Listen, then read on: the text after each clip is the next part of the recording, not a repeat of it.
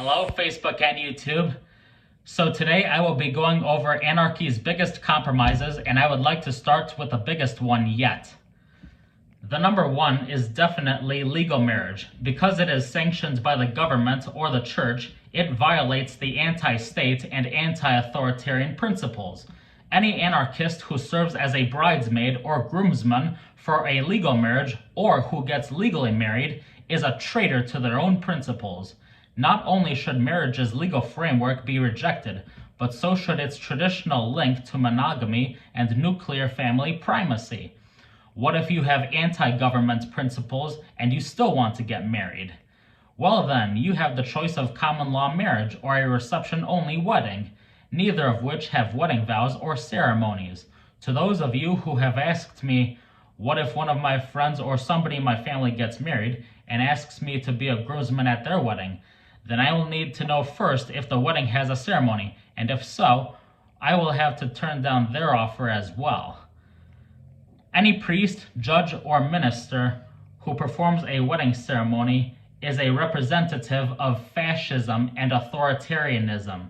An introduction to anarchism and to any direct action community accompanies a commitment to exploring new forms of relationships, working to create a world where non-monogamy, spontaneity, and communalism could thrive. Legal marriage doesn't exist in the utopian community. There, relationships are fluid, freed from state and religious oversight. They vary from monogamous to serial to multiple in response to the ebb and flow of desire and commitment, love, and need. Now, I would like to start with anarchy's last biggest compromise, and the number two is a vaccination. Because vaccines are produced and distributed by government scientists, they too violate the anti-state and anti-authoritarian principles. The CDC, Center for Disease Control, the Department of Health and Human Services, or anybody who represents any health department is also a representative of fascism and tyranny. Science is frequently used and distorted to advance political, economic, or cultural agendas. Wearing masks or getting vaccinated in the midst of any pandemic is an infringement on our freedom.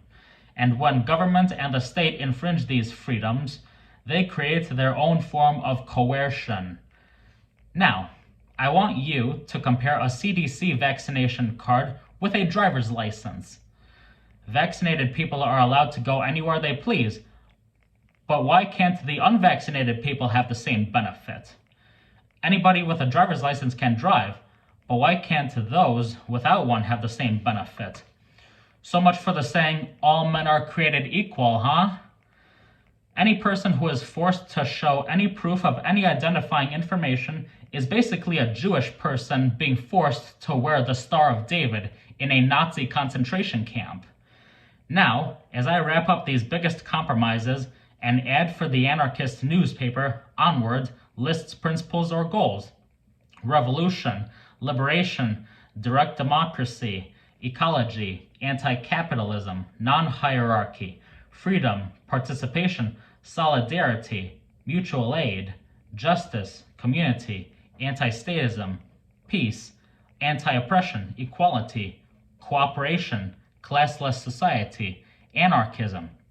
Some of these do have implications for legal marriage and vaccinations, from anti-statism to freedom, anti-oppression to equality, non-hierarchy to liberation. So it's been quite legitimate over the years to ask whether legal marriage or vaccinations inherently violate these principles. But I will tell you, indeed they do, in both theory and practice. We live what we preach, and principles are principles. Finally, I want to remind all of you to never betray your principles, and we must always stand our ground. Goodbye, everybody.